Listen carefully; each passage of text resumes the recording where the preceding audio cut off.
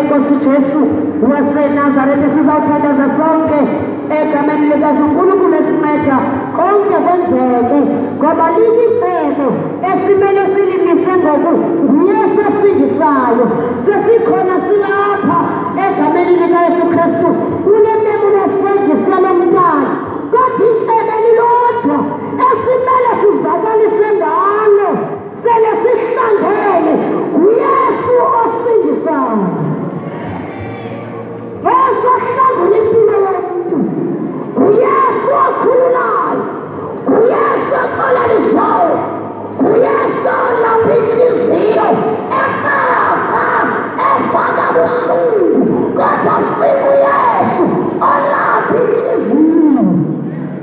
Haleluya! Silapha sifaka buhlungu kodwa uNkulunkulu uyazi. Ngizothandaza